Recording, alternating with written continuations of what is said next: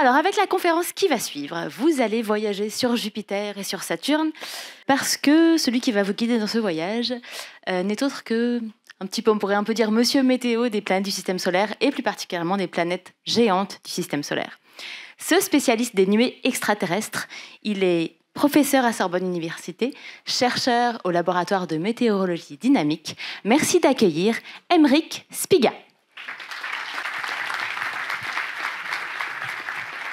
Donc voilà, Émilie m'a présenté, je vais vous parler de Jupiter et Saturne avec deux missions emblématiques que sont Juno et Cassini. Et donc notre point de vue, c'est le point de vue de la météorologie. Donc en fait, dans nos laboratoires, on travaille sur une analyse météorologique de ces planètes. Et comme ce sont des planètes gazeuses, c'est un peu le terrain de jeu parfait pour travailler sur ces questions. Alors c'est un terrain de jeu parfait parce qu'en plus, ces planètes sont géantes, d'ailleurs c'est ainsi qu'on les appelle. À côté, vous avez Mars et la Terre, pour vous donner une échelle, pour vous donner un ordre d'idée. Donc par exemple, la grande tache rouge de Jupiter, dont je vous reparlerai à la fin de cette conférence, vous voyez qu'elle fait à peu près la taille de la Terre. Donc c'est pour vous donner une idée de la taille considérable de ces planètes. Et il y a bien longtemps, il y a plusieurs siècles, ce type de planète était étudié principalement par un point de vue astronomique, d'accord ? Mais petit à petit, avec le raffinement des télescopes, avec les missions spatiales, on peut les étudier avec un point de vue un petit peu plus géophysique et se dire, eh bien, on va étudier ces systèmes astronomiques avec un point de vue de météorologie, un point de vue de météorologue, de climatologue. Et ce faisant, en fait, on va utiliser des points de vue qui sont aussi utiles et utilisés sur Terre. Donc là, par exemple, ici, vous avez Jupiter dans l'infrarouge. Donc les zones qui sont brillantes sont les zones qui nous envoient plein de rayonnements infrarouges. Et la planète que vous voyez ici, eh bien, en fait, c'est la Terre. Alors, on ne la reconnaît pas trop, mais c'est la Terre vue dans le canal infrarouge, le canal de vapeur d'eau. Et vous voyez qu'en fait, on voit ici des cellules de convection, qui sont les cellules équatoriales, les grands orages à l'équateur. Et là, vous voyez des volutes ici, qui font un peu penser aux volutes de Jupiter. Et donc, dans notre approche, on compare aussi ces planètes géantes à ce qui peut se passer sur Terre, parce qu'on peut y trouver un petit peu les mêmes phénomènes. Bien évidemment, il y a des énormes différences, mais il y a aussi des phénomènes un petit peu similaires qui peuvent y siéger. Donc commençons notre voyage. Alors ça va être une présentation en deux parties pour faire très original. 1 Saturne, 2 Jupiter. Pourquoi cet ordre ? C'est l'ordre chronologique puisque la mission Cassini a précédé la mission Juno et donc je vais suivre l'ordre chronologique. Et on va voir un petit peu des grands thèmes qui sont les thèmes en météorologie. Donc par exemple, même quand on parle aux enfants du temps qu'il fait, quand on fait des conférences sur la climatologie, la première chose dont on parle, c'est les saisons. Et donc la question, c'est est-ce qu'il y a des saisons sur Saturne ? Alors, la mission Cassini est une mission qui a été construite dans les années 90, qui est arrivée sur Saturne au début des années 2000 et qui est restée environ 13 ans en orbite autour de Saturne. Alors pas que autour de Saturne, elle a fait tout un voyage pour aller voir aussi les satellites de Saturne, mais Cassini a vraiment observé Saturne de manière très très régulière. Et en 2017...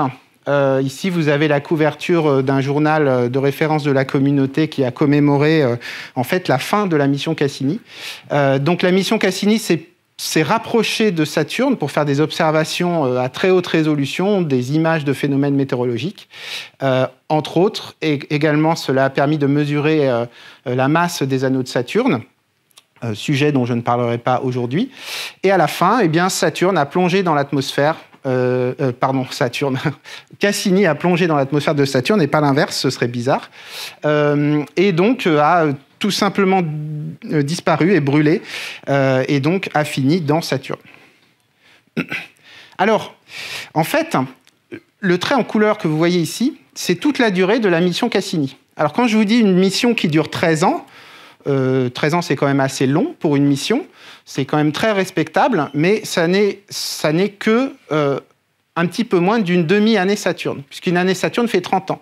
C'est ça qui est difficile avec ces planètes géantes, c'est que comme elles sont loin du Soleil, quand on parle de saisons, ce sont des saisons qui vont se développer sur une année qui fait 30 ans. Donc du coup, quand on a 13 ans de mission, on n'a accès qu'à 2 saisons en réalité. Pour autant, ça a permis des observations inédites des phénomènes saisonniers sur Saturne. Alors ça, c'est une image que vous avez probablement déjà vue. C'est l'une des premières images qui a été obtenue lorsque la mission Cassini s'est rapprochée de Saturne. Donc on voit la brume autour de Saturne, on voit les anneaux de Saturne, et si vous regardez bien, ici, on voit une couleur bleue ici, d'accord ? Cette couleur bleue est assez caractéristique et elle va varier suivant les saisons. Il y aura des saisons où les hémisphères seront plus ou moins bleus. La brume que vous voyez ici, ce sont des aérosols, donc des très très fines poussières qui sont en suspension dans l'atmosphère de Saturne et qui vont donner cette diffusion de la lumière qui va donner cet aspect brumeux. Dans l'hémisphère nord ici, à la saison où Saturne s'est rapproché, où Cassini s'est rapproché de Saturne, dans cet hémisphère, il y avait un petit peu moins d'aérosols, ce qui fait que ça a donné une couleur bleutée qui a varié ensuite avec la saison. Parce que, par exemple, quand Saturne a été observé à une autre saison, l'hémisphère apparaît comme un petit peu moins bleu. Donc déjà, rien que dans la couleur de Saturne, on voit les saisons. Alors, on peut voir les saisons, évidemment, dans la température aussi. L'un des grands buts de la mission Cassini, c'était d'embarquer des spectromètres infrarouges qui mesurent la température. C'est un peu comme des caméras infrarouges qui vont directement mesurer la température de Saturne. Et non, comme attendu, on a des variations saisonnières assez fortes de Saturne, puisque Saturne a une obliquité, c'est-à-dire que la rotation propre de Saturne est inclinée par rapport à l'axe de révolution de Saturne autour du Soleil, un petit peu comme la Terre. L'obliquité de Saturne est assez proche de celle de la Terre.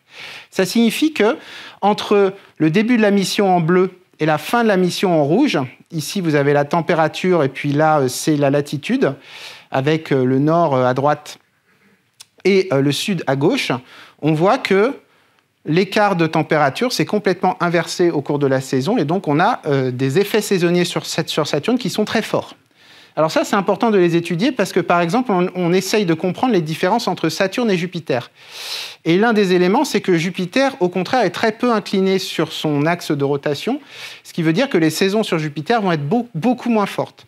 Et donc, en fait, en étudiant les saisons, les variations de température, les variations des espèces chimiques, les variations des aérosols, on peut mieux comprendre comment fonctionne l'atmosphère de Saturne et donc mieux comprendre le climat de Saturne. Là, les différents schémas que vous voyez, ce sont des schémas à différentes altitudes. Donc, ce que vous voyez aussi, c'est que suivant l'altitude à laquelle on sonde, on ne va pas avoir tout à fait les mêmes températures, mais on aura toujours des variations saisonnières entre un hémisphère d'été et un hémisphère d'hiver. Donc, si on voyageait vers Saturne, en fait, on ne serait pas trop dépaysé. On aurait une saison été et une saison hiver, un automne, un printemps. Alors, dans la plus haute atmosphère de Saturne, ce qu'on appelle la stratosphère, il a été observé un phénomène qui un phénomène qui intéresse surtout les spécialistes, mais qui est assez joli à voir, qui est que proche de l'équateur, à un endroit où on ne s'attend pas du tout à ce que la température varie autant, on a une énorme onde atmosphérique qui se propage vers le bas au cours d'une demi-année. C'est un phénomène qui s'appelle l'oscillation équatoriale, qui a lieu dans la stratosphère. C'est aussi un phénomène qui a lieu sur Terre. Et alors, en gros, pourquoi est-ce qu'on étudie ces ondes, qui sont des ondes d'une ampleur considérable, hein. Il faut vous imaginer, c'est comme si on faisait vibrer une cordelette, mais que l'écart entre deux maximums de la cordelette ferait 2000 km. Et donc, pourquoi on étudie ces ondes? Eh bien, en fait, c'est un petit peu tout ce qu'on a dans cette couche atmosphérique, la stratosphère, pour comprendre ses propriétés. Donc, c'est un petit peu comme si on écoutait la musique d'un instrument sans voir cet instrument et en essayant de deviner quelle est sa tonalité, du coup, à quoi ressemble cet instrument. Donc, le fait d'étudier les ondes atmosphériques, pour nous, c'est une façon de mieux comprendre la structure de l'atmosphère elle-même. Et ça permet de faire des analogies avec la Terre, puisqu'on retrouve le même phénomène sur Terre. Alors, puisqu'on parle de météo, parlons maintenant des forts vents de Saturne. Alors, quand je vous parle des forts vents de Saturne et qu'on regarde une image de Saturne, on voit que c'est assez brumeux, on ne voit pas des grands courants comme on peut voir sur Jupiter. Mais ça, c'est à cause de cette brume qui est créée par des petites poussières en suspension. Si on regarde dans les bonnes longueurs d'onde, Saturne ressemble complètement à Jupiter. Si on regarde Saturne plutôt dans le proche infrarouge et qu'on met côte à côte Saturne et Jupiter, ici c'est Jupiter dans le visible, donc c'est les images auxquelles vous êtes habitués. On voit très bien les grands courants atmosphériques ici. Mais si on regarde Saturne dans l'infrarouge, on voit aussi des grands courants atmosphériques et donc des courants jets, on les appelle des courants jets, qui sont alternés, qui vont dans une direction et dans une autre, et qui sont organisés en bandes. Donc en réalité, on représente souvent dans les livres pour enfants, par exemple, Jupiter avec des bandes et Saturne sans bandes, mais en réalité, si on regarde dans le proche infrarouge, on verrait tout aussi bien des bandes sur Saturne. Alors ce qui est remarquable sur Saturne, c'est la vitesse des vents à l'équateur. C'est parmi les vents les plus forts hors tempête, hors rafale, c'est parmi les vents les plus forts dans le système solaire. On atteint en fait 500 mètres par seconde, c'est-à-dire quasiment 2000 km/h. Et donc on a une énorme accélération du vent à l'équateur de Saturne. Et par ailleurs, on voit ici la structure en bande avec des maximums de vent qui sont plus modérés lorsqu'on s'éloigne de l'équateur. Ce qui est remarquable ici, c'est que les points qui sont en bleu clair ici et les autres points, les points qui sont en bleu clair ont été mesurés par la sonde Voyager à la fin des années 70. Les autres points ont été mesurés par Cassini dans la décennie 2000. Ce qu'on voit, en fait, c'est que les vents n'ont quasiment pas varié. Donc là, en ce sens, Saturne est vraiment très différente de la Terre. Si on regarde Saturne à plusieurs moments, on a toujours les mêmes vents. D'accord ? Ils ne vont pas énormément varier avec la saison. Ils vont varier un petit peu, mais ça va être beaucoup moins marqué que sur Terre. Alors, là, je vous ai montré les grands systèmes de vent. Il se trouve que sur Saturne, on a aussi de la turbulence. Et un exemple de turbulence qu'on voit parfois sur Terre, qui porte le nom compliqué de instabilité Kelvin-Helmholtz, mais c'est juste des virgules jolies, si vous préférez. En fait, on va les voir apparaître lorsque vous avez deux couches de vent qui ne vont pas dans la même direction. On appelle ça un cisaillement de vent. Et donc, a priori, c'est un phénomène qui n'a aucune raison d'arriver que sur Terre, parce qu'un vent qui va dans une direction et un vent qui va dans une autre direction, ça, on peut le trouver sur toutes les planètes. Eh bien, en effet, sur Saturne, entre deux très forts courants d'air, on peut trouver exactement ces mêmes instabilités, ces mêmes jolies virgules qui sont complètement analogues avec ce qu'on va trouver sur Terre. Autre type de phénomène de petite échelle, on va avoir tout un tas d'ondes. Ici, là, les traits que vous voyez, ce ne sont pas des traits qui sont dus à la résolution, c'est vraiment des ondes atmosphériques de petite échelle qui se propagent sur Saturne. Et vous avez aussi de très jolis tourbillons qui sont a priori d'une taille qui fait quelques centaines à quelques milliers de kilomètres. Donc il y a toute une activité atmosphérique que Cassini a vraiment permis de caractériser. Ce genre d'activité de très très fine échelle, on a vraiment beaucoup de mal à les caractériser avec la résolution actuelle des télescopes. Il faut vraiment une mission spatiale en orbite qui peut prendre des images à très haute résolution. On a parlé des vents, on a parlé des saisons. Puisqu'on parle de météo, parlons des orages. Alors sur Saturne, il y a des orages convectifs qui sont les mêmes orages convectifs que les cumulonimbus qu'on a sur Terre. Ils sont même presque complètement analogues parce que lorsqu'ils surviennent, on voit des taches blanches à la surface, entre guillemets, à la couche visible de Saturne. Et ces traces blanches ici dénotent la présence de petits cristaux d'eau. Sur la couche de nuages de Saturne, on n'a pas de cristaux d'eau. D'accord ? Mais lorsqu'il y a des orages convectifs, vous avez des énormes ascendances d'air qui vont amener des petits cristaux à une altitude visible et donc, ici, donner naissance à des traces qui correspondent vraiment aux ascendances convectives. Et si on analyse la composition de ces endroits ici, on a une très forte composition en eau. Et ça, évidemment, c'est très intéressant parce que ça permet de déterminer la composition en eau des profondeurs de Saturne. Et pourquoi ça, c'est intéressant ? C'est parce qu'en fait, Saturne et Jupiter, contrairement à la Terre, ont une atmosphère primaire, c'est-à-dire que leur atmosphère est à peu près la même que lorsqu'elles se sont formées et donc correspond à un inventaire initial du système solaire. Alors que sur Terre, il y a eu beaucoup de changements, il y a eu du volcanisme, il y a eu plein plein de choses qui font que la Terre n'a plus du tout la composition qu'elle avait avant. Donc là, en fait, on étudie des orages et puis on arrive à remonter ainsi à l'histoire du système solaire. Alors, sur cette image, on voit quelque chose. Alors, ça ressemble à un orage convectif tout à fait normal, un petit peu comme celui-ci, de taille assez modeste, qui fait quelques centaines à quelques milliers de kilomètres. Mais en réalité, ça n'était pas n'importe lequel de ces orages, c'était un orage de très grande ampleur. Un orage de très grande ampleur qui a rapidement grossi et qui a donné lieu en fait à une très forte collaboration entre les astronomes amateurs et les scientifiques qui utilisaient Cassini. Puisque en fait, cet orage était si grand qu'il était visible sur énormément d'images télescopiques. Qui plus est, donc là ici vous avez un énorme centre convectif formé de molécules de glace d'eau et d'un petit peu de molécules d'ammoniac condensées. Et vous avez une traînée ici qui est simplement le fait que vous avez le centre convectif qui va bouger et qui va répartir des petites particules de glace tout autour de la planète. Donc là, ici, on a un centre convectif qui fait à peu près la taille de la Terre, pour vous donner une idée. Voilà. Donc avec une énorme ascendance convective, beaucoup plus forte que ce qu'on observe habituellement sur Saturne ici. Donc en gros, là, on avait vraiment un événement exceptionnel, et ce qui était très bien, c'est que Cassini était autour de Saturne pour le voir. Donc on a pu combiner astronomie, images des télescopes depuis la surface et images depuis Cassini. Et alors évidemment, au cours de son évolution, à la fin, le centre convectif s'est un petit peu atténué et il ne restait que un certain nombre de traces blanches qui correspondent à ces fins cristaux de glace qui a fait tout le tour de la planète.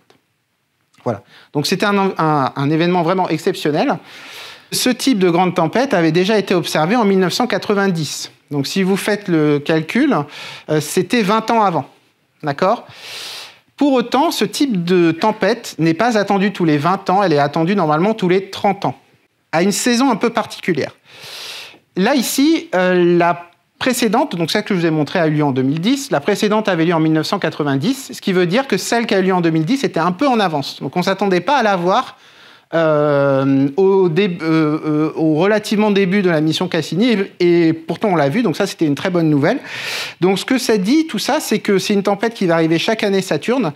Après, il y a une certaine irrégularité, elle peut arriver plus ou moins tôt, plus ou moins tard. Ce qui est un mystère à l'heure actuelle, c'est pourquoi est-ce qu'on a cette tempête autour de la même saison. Ça, on ne sait pas pourquoi. On ne sait pas pourquoi, parce qu'a priori, cette tempête commence sous la couche de nuages, donc à des niveaux très profonds. Et à ces niveaux, normalement, on ne devrait pas ressentir les effets de variations saisonnières de l'insolation. Donc c'est un peu un mystère. Pourquoi est-ce que ces tempêtes ont l'air saisonnières alors qu'elles viennent des profondeurs de la planète dans lesquelles il n'y a pas normalement de signal saisonnier? Dernier point, nous allons parler de l'hexagone de Saturne, qui est un phénomène assez intriguant, on va dire. Donc, sur cette très belle image, bon, évidemment, on voit les anneaux, on voit ici un petit peu les courants, mais ce qu'on voit comme le nez au milieu du visage, à ceci près qu'il est géométriquement parfait, contrairement à votre nez, c'est l'hexagone de Saturne, c'est-à-dire que ce qu'on voit ici, là, c'est un courant qui fait le tour du pôle. Sur Terre, on appelle ça le courant circumpolaire. Donc, il y a un courant circumpolaire sur Saturne, à ceci près qu'il a une forme parfaitement hexagonale. Alors, je vais vous montrer une photo vue de plus près. Donc, ce que vous voyez, c'est qu'il est vraiment parfaitement hexagonal, avec au centre, un petit peu comme s'il y avait un siphon juste au pôle de Saturne, avec un vortex central extrêmement puissant. Ici, on voit une vue un petit peu plus zoomée.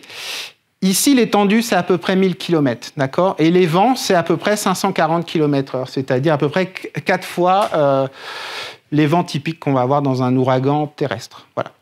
Donc, en gros, la question un petit peu qu'on se pose, nous, c'est pourquoi on a un hexagone. Parce qu'a priori, si on a des formes géométriques, ça veut dire que la déformation de ce courant circumpolaire ici est relativement régulière.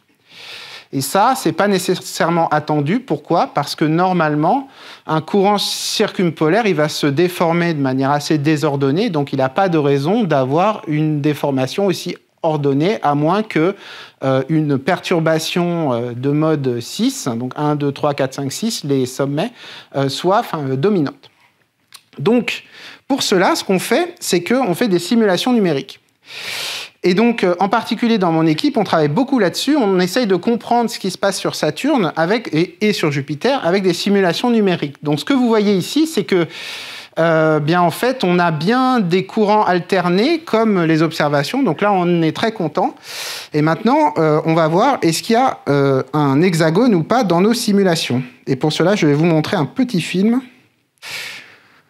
Donc là, vous voyez que c'est quand même assez dynamique. On a bien les différents courants alternés. Donc là, on était très content. Bon, ça, il faut le faire tourner sur un supercalculateur. On ne fait pas ça sur son petit ordinateur. Voilà. Et maintenant, regardez. Est-ce qu'il y a un hexagone? Oh là là, non. Non. En fait, nous, on appelle ça un n'importe quoi gone. Parce qu'en fait, c'est vraiment, ça ressemble à rien. En revanche, le vortex central, on l'a très bien. Et on a plein de tourbillons qui ressemblent... Ah, on tombe sur Saturne, ah! Non, en fait, ce qu'on voit, c'est la grille du modèle. Et après, on va rezoomer, c'est pour vous montrer qu'on fait des simulations à très, très fine résolution. Et ce qu'on voit là, ici, ça n'est plus le vent, c'est la vorticité, c'est-à-dire, quand c'est du rouge, c'est que l'atmosphère tourne très vite autour d'un endroit donné. Donc, on voit le vortex central ici qu'on reproduit, mais là, on n'est pas capable de reproduire un hexagone. On a un courant circumpolaire qui est complètement déformé et qui n'est pas régulièrement déformé. Ce qu'on voit aussi, c'est qu'il y a plein de petits tourbillons. Donc, ce que je vous ai montré sur Saturne, les petites variations, on les avait en fait, on est capable de les prédire et de les comprendre dans nos modèles. Mais l'hexagone, c'est quelque chose que pour l'instant, on ne comprend pas et pour lequel on a besoin de travailler pour savoir pourquoi est-ce qu'il a une forme aussi régulière. Voilà. Donc, c'est vraiment un défi de modélisation très, très intéressant. Alors, ce qu'on peut faire aussi avec ces simulations, là, on est revenu au vent, c'est qu'on peut mieux comprendre comment est-ce que ces courants jets alternés se forment sur Saturne. Et ça, c'est quelque chose qui est, dans un sens très contre-intuitif. Si le matin, vous buvez un café ou un thé, ça marche aussi avec un thé, ou de l'eau, ou un jus de fruits, enfin ce que vous voulez. Si, a priori, vous avez votre café et que vous le touillez, ça va faire des petits tourbillons dans votre café. Là, vous vous dites que les petits déjeuners chez moi, ça doit durer longtemps, parce que le temps que je regarde les petits tourbillons... Voilà. Mais donc, a priori, ça fait des petits tourbillons, puis les petits tourbillons se dissipent, et puis le café tourne, et puis il se freine, et puis en gros, il s'arrête, et puis ensuite, on peut le boire. Eh bien, en fait, ce qui se passe sur Saturne est contre-intuitif par rapport à ce que vous savez de votre café. Tous ces petits tourbillons que vous voyez ici, là, tous ces petits tourbillons, ils vont touiller Saturne à ceci près que c'est un petit peu comme si je touillais mon café et que si je le touille et que je le laisse reposer, enfin que je laisse évoluer comme je veux, en fait, les petits tourbillons ne vont pas se dissiper et au contraire, ils vont accélérer le café. Et donc, à la fin, le café, il va sortir du verre. D'accord ? Donc ça, c'est ce qui se passe sur Saturne et sur Jupiter, c'est-à-dire que tous les petits tourbillons, tout ce qui touille l'atmosphère et également ce qui va transférer de l'énergie à ces énormes courants ici. Alors, pourquoi est-ce que Saturne et Jupiter sont différents de votre café ? En fait, heureusement, parce que sinon, on se ferait des tâches tous les matins. Ce qui est très différent, c'est que ce sont des planètes à rotation rapide et que la rotation est capable de faire en sorte que les petits tourbillons ne se dissipent pas, mais transfèrent l'énergie à l'écoulement de très très grande échelle. Ça veut dire que si vous aviez un café qui tournait à très haute vitesse, eh bien, vous pourriez avoir des courants alternés comme sur Jupiter et Saturne qui naissent dans votre café. Et ce type d'expérience a vraiment été faite, c'est-à-dire qu'on prend des énormes cuves tournantes, on les touille, et là, on voit apparaître des vents qui ressemblent vraiment à l'atmosphère de Jupiter et Saturne. Voilà. Donc vous penserez à moi quand vous boirez votre café demain. Ou pas. En tout cas, donc là, vous avez vu qu'on a fait le tour sur Saturne, c'est assez considérable, et sur chacun des éléments ici, toutes les observations que j'ai montrées, c'était des observations Cassini. Donc Cassini a vraiment permis de progresser énormément sur ces questions. Alors maintenant, allons jusqu'à Jupiter avec la mission Juno. Donc, tout d'abord, Jupiter, on va se rappeler au bon souvenir des missions Voyager à la fin des années 70 qui ont survolé Jupiter. Donc, vous voyez ici des très forts courants à l'équateur, la grande tache rouge. Vous voyez ici l'apparition de taches blanches qui correspondent à des tempêtes. C'est exactement comme sur Saturne. Vous voyez des tourbillons ici, etc., etc. Donc, un système vraiment très, très actif. Voilà. Donc, avec Voyager, on a obtenu énormément d'informations sur Jupiter. Et ça a donné envie, en fait, de revisiter Jupiter pour avancer un petit peu sur la compréhension de l'atmosphère de Jupiter, du champ magnétique de Jupiter. Il y a tout un aspect scientifique dont je ne vous parle pas ici, puisque je ne vous parle que de la météo, mais que ces missions ont permis. Donc la mission Juno, ici c'est une vue d'artiste, c'est-à-dire qu'on a pris des vraies images prises par Juno et on a rajouté la sonde. Donc Juno s'est mise en orbite autour de Jupiter en 2016. Elle a été lancée en 2011, donc elle est allée extrêmement vite. Elle n'a pris que 5 ans pour aller de la Terre jusqu'à Jupiter. C'était vraiment un temps record. Elle allait vraiment très très vite parce que la NASA a optimisé un certain nombre de choses. Et donc elle s'est mise en orbite autour de Jupiter et elle a commencé ses mesures en 2016. Le lancement avait lieu il y a à peu près 10 ans. Et donc, comment est-ce que cette mission fonctionne ? Cette mission fait plusieurs survols tous les 53 jours. C'est-à-dire que, en gros, la mission va être pendant très longtemps très loin de Jupiter, puis se rapprocher pendant un survol qui va durer quelques heures, et ensuite, elle repart, puis elle revient, etc., etc. Ceci, ça vise à optimiser des mesures de champ magnétique, les mesures du champ de gravité, et également l'imagerie de Jupiter ici. Alors, ce que vous voyez là, c'est une zone blanche, et en fait, les zones blanches, on les appelle des zones. Et les zones qui sont plutôt marron, on les appelle des ceintures.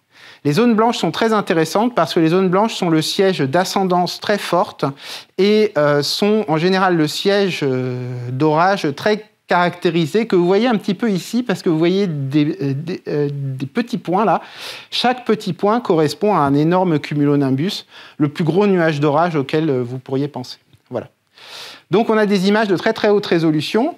Ce qui est amusant, c'est qu'initialement, la NASA n'était pas certaine de mettre une caméra sur la mission Juno. Alors, ça aurait été dommage qu'ils ne la mettent pas, d'accord ? Et finalement, ils se sont dit, on va quand même mettre une caméra parce que quand même, ça permet de faire plaisir aux gens. Bon, c'est évidemment vrai et c'est absolument fondamental également pour faire de la science parce que même avec de l'imagerie, qui n'est pas vraiment une mesure d'un paramètre physique, mais même avec de l'imagerie, en fait, on peut étudier la granularité des phénomènes qui sont représentés sur les images et donc faire beaucoup de science avec ça. Alors, la première question à laquelle Juno devait répondre, c'était jusqu'où vont les vents ? C'est-à-dire que le principe de la mission Juno, c'était de regarder sous la couche de nuages. Il y a une référence mythologique avec ça, c'est qu'en fait, Junon, la femme de Jupiter, donc en gros Jupiter, qui était très méchant, faisait plein de méfaits, donc il trompait sa femme, enfin bref, voilà. Et du coup, pour être sûr de ne pas être vu, il s'entourait d'une couche de nuages. Sauf que Junon avait trouvé un moyen de percer à travers la couche de nuages de Jupiter. Donc, c'est l'une des raisons pour laquelle la NASA a appelé cette mission Juno, parce que Juno allait regarder plus profondément que la couche de nuages visible de Jupiter et révéler ce qui se trouve en dessous. Là, ici, vous avez représenté la vitesse de ces vents. Alors, ce que vous voyez, c'est que par rapport à l'équateur, ce système de vent n'est pas symétrique. C'est une bizarrerie qui probablement est due à la présence de la grande tache rouge. Mais ce qui est certain, c'est que cette asymétrie par rapport à l'équateur, finalement, a pu être exploitée à des fins scientifiques pour mesurer la profondeur de ce système de vent. Alors, comment mesure-t-on la profondeur du système de vent ? Ah oui, pardon, j'ai oublié de dire quelque chose à cet endroit-là. c'est qu'en fait, on avait, avant la mission Juno, on n'avait absolument aucune idée de jusqu'à quelle profondeur s'étendaient ces grands courants qu'on voit sur la surface visible de Jupiter. Et il y avait un peu deux modèles théoriques qui s'affrontaient. Il y avait un modèle théorique qui était plutôt hérité de la communauté de magnéto-hydrodynamique, etc., qui postulait que, en fait, que les grands courants de Jupiter, ils se prolongeaient jusqu'à extrêmement profond, jusqu'à quasiment le cœur de la planète. Et il y avait un autre type de modèle qui, au contraire, postulait que ces grands courants se prolongeaient en couche mince et à un moment disparaissaient à cause de frottements magnéto-hydrodynamiques relativement proches de la surface visible. Et lorsque je dis que c'est deux visions qui s'affrontent, c'est qu'on avait deux types de modèles. Le type de modèle profond reproduisait très bien les vents à l'équateur, mais pas bien les vents aux moyennes latitudes. Et ce type de modèle couche mince reproduisait très bien les vents aux moyennes latitudes, mais pas bien à l'équateur. Donc vous voyez, on avait le sentiment peut-être qu'on était un petit peu entre les deux. Et donc la mission Juno a permis de complètement trancher cette question via des observations. Alors comment sont faites ces observations? C'est donc des mesures de gravimétrie. Le principe, c'est que donc Juno est sur son orbite et on s'attend à une certaine orbite si on suppose que Jupiter est complètement sphérique. Mais si Jupiter est légèrement déformé, et ici vous voyez les contributions au champ de gravité qui sont données par les petits bourrelets de l'intérieur de Jupiter à différents ordres.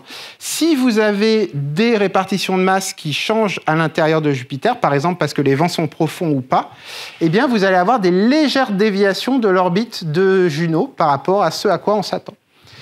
Et ces légères déviations, on les mesure par effet Doppler, c'est-à-dire qu'on peut mesurer de très légères variations de position grâce à un signal radio dont on connaît très bien la fréquence et qui va être légèrement dévié par effet Doppler.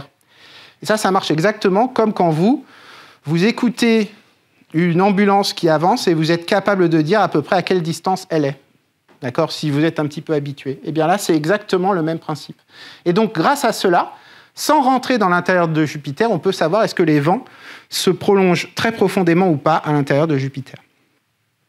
Alors la réponse est dans ces schémas, que je ne vais pas commenter en détail, mais juste pour vous dire que, donc, après, comme d'habitude en sciences, on utilise plusieurs méthodes différentes pour obtenir des évaluations éventuellement concordantes. Les traits que vous voyez ici, c'est ce qu'on s'attend théoriquement pour les déformations de Jupiter, qui donc vont modifier l'orbite de Juno. Donc en gros, les traits, c'est ce à quoi on s'attend, d'accord ? Et vous voyez que ça varie très fortement. Vous avez des fortes variations de ces traits. Et donc, suivant la valeur, on peut ensuite contraindre la profondeur à laquelle vont les vents sur Jupiter. Et les traits en pointillés, ce sont les observations. Les observations pour les différents modes de déformation qu'on voit ici. Et ce qu'on voit là, c'est que, en gros, chacune des couleurs correspond à un mode. Et donc, pour les observations de ces 4 modes, on a une bande concordante autour de 3000 km de convergence entre le calcul théorique et les observations de Juno. Ce qui signifie que les courants jets se prolongent jusqu'à une profondeur de 3000 km.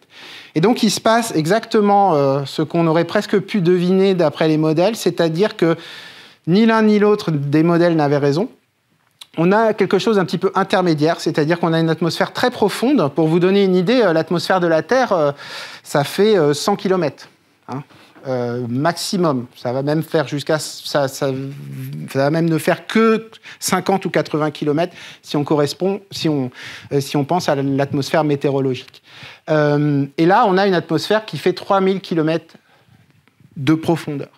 Ceci étant dit, elle ne va pas jusqu'au bout, elle ne va pas jusqu'au noyau, et donc il arrive un moment où les vents sont complètement stoppés, et ils sont effectivement stoppés par un frottement dû au champ magnétique de Jupiter.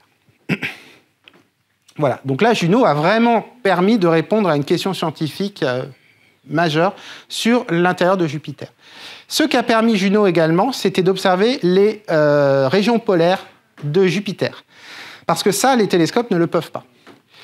Et ce que ce que Juno a révélé, donc là c'est une image du pôle sud de Jupiter, ce que Juno a révélé, c'est qu'en fait, les pôles de Jupiter sont extrêmement turbulents.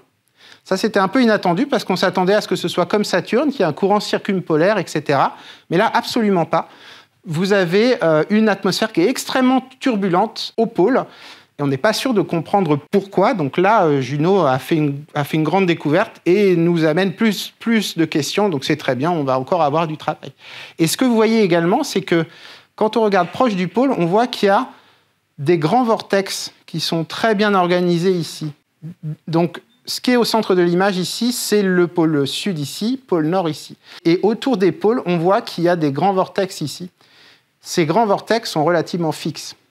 Et il y en a 8 au pôle nord et 5 au pôle sud. Parfois, il y en a un 6e qui se glisse, mais les 5 autres lui disent « Non, c'est bon, là, c'est notre précaré. » Donc, finalement, ils sont 5, un petit peu 6, et puis finalement, ils sont 5. Et en gros, on ne sait pas du tout pourquoi est-ce qu'il y a 8 vortex autour du pôle nord et 5 vortex autour du pôle sud. Mais en tout cas, ce qui est sûr, c'est qu'il n'y a pas de courant circumpolaire, mais qu'il y a des grands vortex. Donc en gros, il faudrait savoir pourquoi pourquoi le courant circumpolaire de Saturne a 6 faces, et pourquoi est-ce qu'on a 8 tourbillons autour du pôle Nord et 5 tourbillons autour du pôle Sud. Ça, ce sont des questions auxquelles on va devoir répondre par la modélisation. Ce que vous voyez, c'est que aussi la simulation que je vous ai montrée ressemble bien plus à Jupiter qu'à Saturne au niveau des régions polaires. Et ça aussi, c'est quelque chose sur lesquels on travaille actuellement. Donc, vous voyez qu'on a 2 régions polaires qui sont très contrastées entre Saturne et Jupiter. Et là, ces 2 images, d'accord, on ne les avait pas du tout. On avait une petite image de l'hexagone par la mission Voyager, mais on n'avait pas du tout cette vision avant, très récemment. Sur Jupiter comme sur Saturne, il y a des orages, il y a de la turbulence, et la caméra JunoCam a vraiment permis d'obtenir des images extrêmement détaillées, très artistiques, hein, n'est-ce pas, où là, ici, ce que vous voyez, donc, les échelles, là, c'est quelques centaines, quelques milliers de kilomètres. Vous voyez qu'on a une atmosphère extrêmement turbulente. Donc, l'atmosphère de Jupiter est extrêmement touillée, exactement comme votre café. Et c'est un peu le même mécanisme que sur Saturne, c'est-à-dire à cause de la rotation très rapide de Jupiter, comme l'atmosphère est touillée par tous ces petits tourbillons, ça va avoir tendance à accélérer les grands courants que l'on observe sur les images de Jupiter. Alors, ce qu'on voit aussi, en fait, donc ça, c'est un exemple d'image infrarouge. C'est juste pour vous indiquer que, en fait, l'image que vous voyez ici est une image qui est captée depuis un télescope terrestre. C'est-à-dire que ce qui est remarquable, c'est que sur Jupiter, on a la mission Juno qui permet de faire des observations détaillées, qu'on voit ici, là, ici. Mais vous avez aussi des télescopes sur Terre, ici le VLT, qui permettent de faire aussi des études très détaillées. Donc même quand la mission Juno sera terminée, on pourra prendre le relais avec les télescopes et notamment le télescope JWST, même si ce sera compliqué d'observer Jupiter et Saturne, devrait permettre quand même d'obtenir des informations très intéressantes. Et ce que vous voyez ici, c'est qu'il y a une onde, d'accord ? Là, ici, vous voyez des traits. Ce n'est pas du tout un artefact de l'image, c'est vraiment une onde. Et ça, c'est ce qu'on appelle une onde de gravité. Et une onde de gravité, vous savez très bien ce que c'est, à ne pas confondre avec les ondes gravitationnelles, bien sûr, ça c'est autre chose, c'est une autre conférence.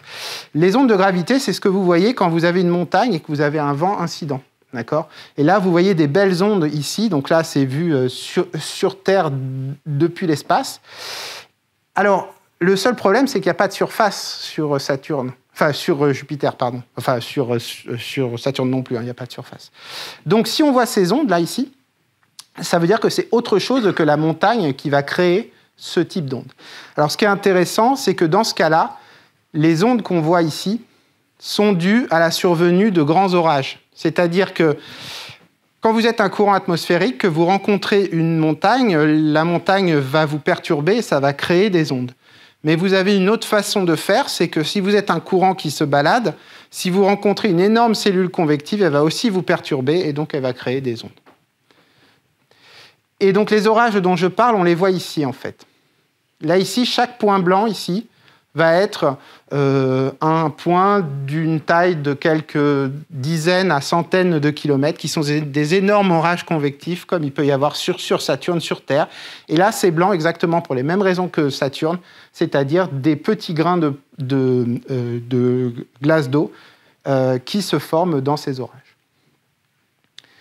Ici, on voit une vue un petit peu plus proche de ces orages. Ce qu'on voit ici, c'est qu'on a des groupes d'orages.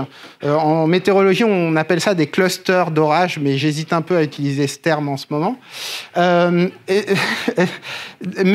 Donc, là, ici, un autre nom, c'est que ce sont des systèmes convectifs à mésoéchelle.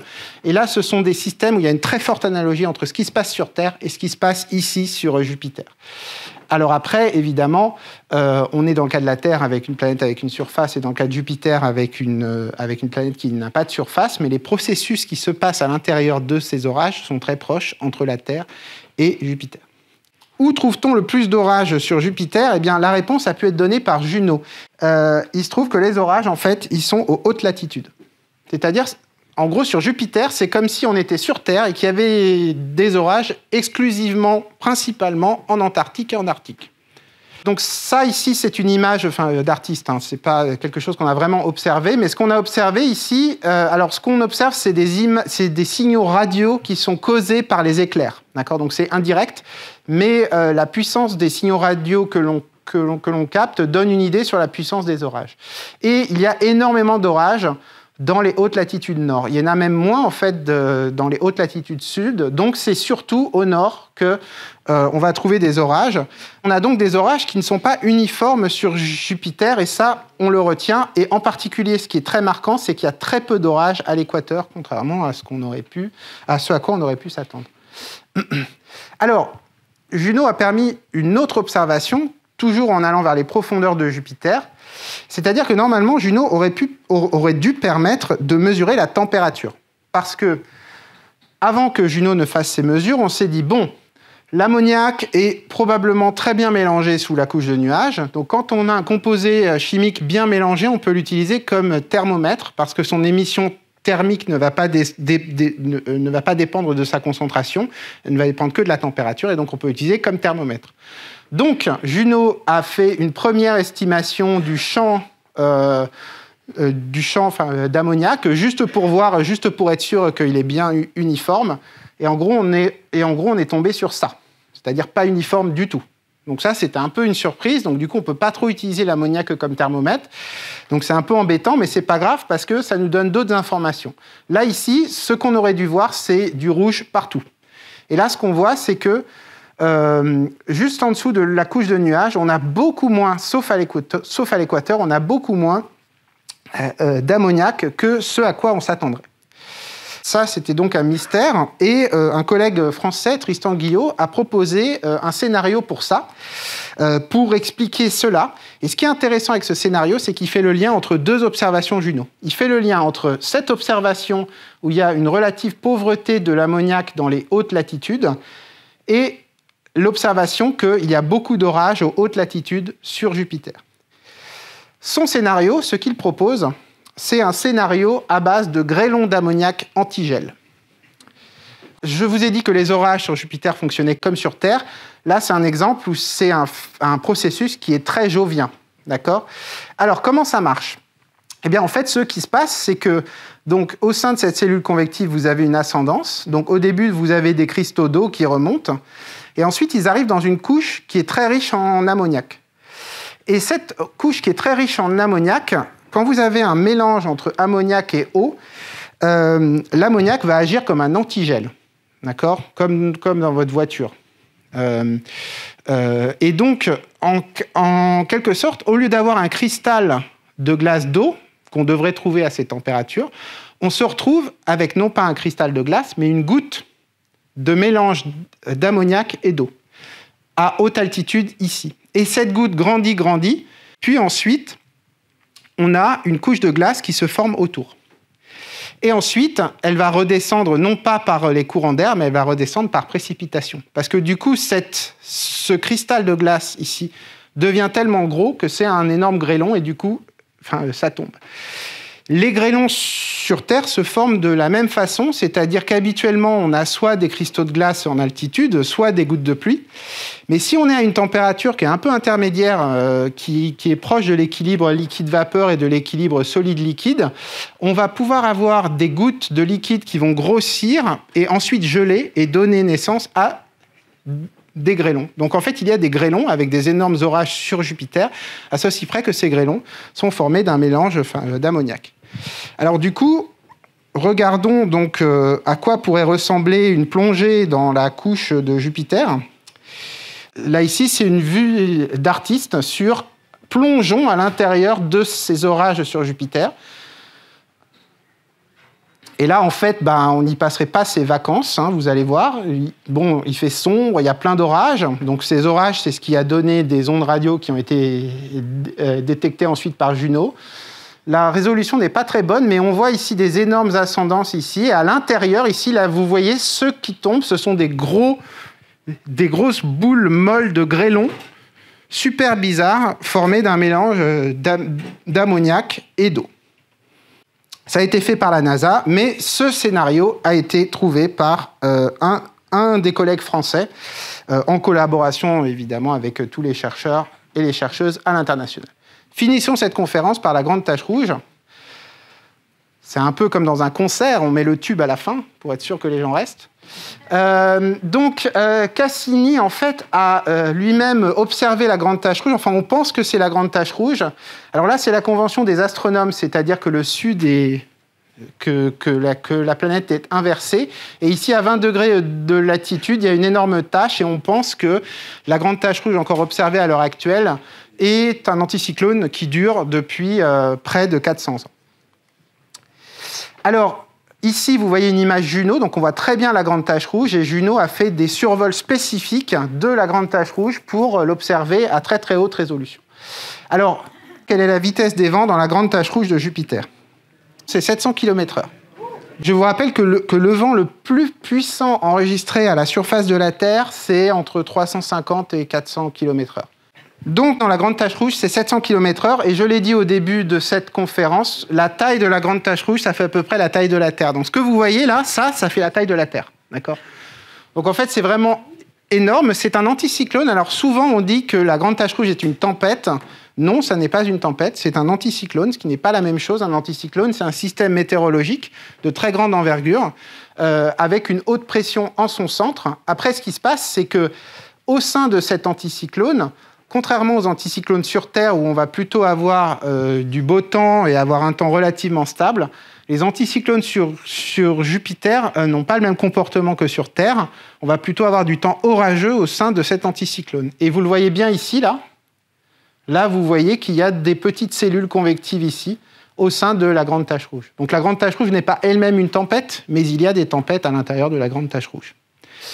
Donc après, ici, en fait, on peut combiner les imageries visibles et infrarouges pour voir sous la grande tache rouge. Pourquoi ? Parce qu'en fait, quand on regarde dans l'infrarouge, on voit en fait la radiation, le rayonnement infrarouge qui sort de dessous la grande tache rouge. Et vous avez pu remarquer qu'ici, là, il y a des zones qui sont plus sombres.